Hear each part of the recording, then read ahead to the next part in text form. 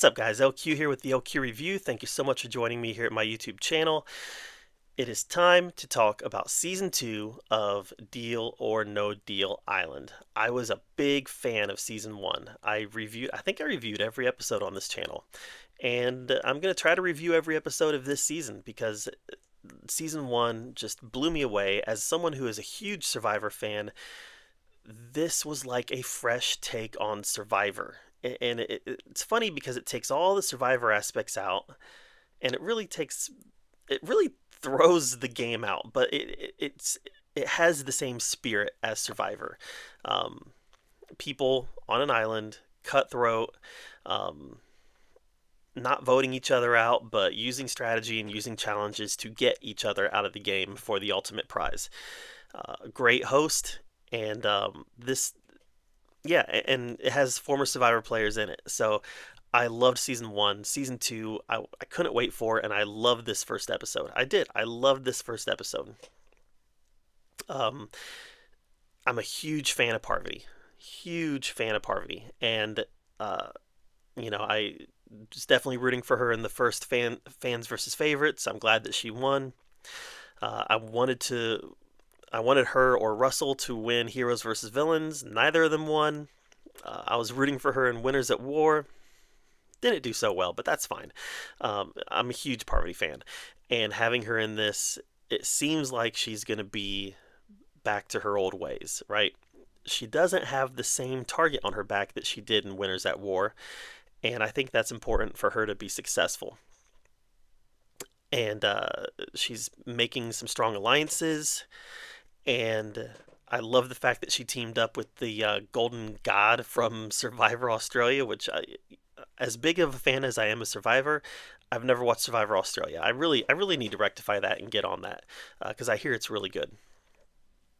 But um, I'm thrilled that she's here. I was entertained by her in the Traitors, but I think that this is more of an environment that she's going to thrive in than the Traitors. So I think she's going to do well.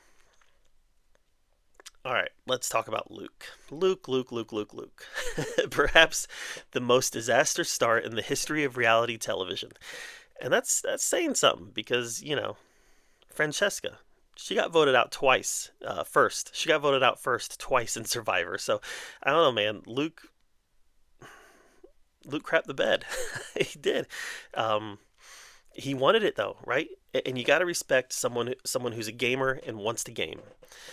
And he wanted his fate to be in his hands, and he volunteered for it, and he did not show up at all. When he had that opportunity right before opening the final case, he had the opportunity to take a deal that was in his favor, and he chose not to. And the $600,000 case got taken out, and he was left with $500 or a dollar. And he had the chance to take a deal for $300. And at that point, you might as well see it through to the end because it's 50-50 on whether or not you're staying in the game. You're already not getting any money, but you might as well see it through the end because it's 50-50. And he did, and it didn't end up in his favor. Why he didn't take the deal when there were 3 cases left, I have no idea. The math was on his side, and he would have brought home a decent chunk of change, nothing huge, but a decent chunk of change into the pot. I just don't understand why he didn't go for it, or why he didn't take the deal. So, brought home the lowest offer in Deal or No Deal history, walks away with a dollar, and it ends up out of the game. Auspicious start, my man. um, but I think this is a good cast.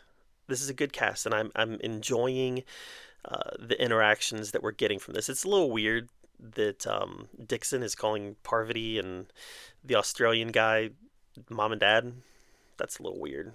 Of course, Parvati's going to eat that up and use it, but it's a little strange, and it does paint a target on their back because clearly these 3 are working together. The girl, what is her name again? I want to say Jessie, but it's not Jessie. The girl who was flirting and the girl who made the decision that Luke was gonna play Deal or No Deal, man, she would annoy me real quick, and I think she's gonna start annoying a lot of people. Just she has this need to be heard, but what she has to say isn't always worth hearing.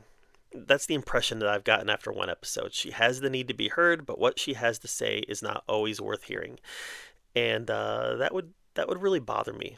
And I think it's going to start bothering a lot of people on the island.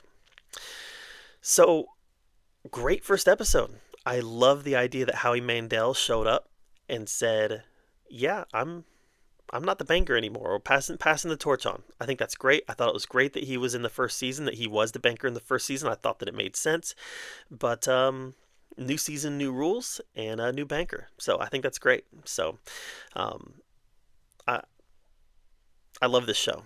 I love season one, and I have a feeling, just based on the sneak peeks that they've shown us, that I'm really gonna enjoy this season. So I definitely give the first episode high marks. I thought it was great, and I can't wait to see what they have planned next. So that's my take on the first episode of Deal or No Deal Island Season 2. What did you think of it? Are you as excited about it as I am? Let me know in the comments down below.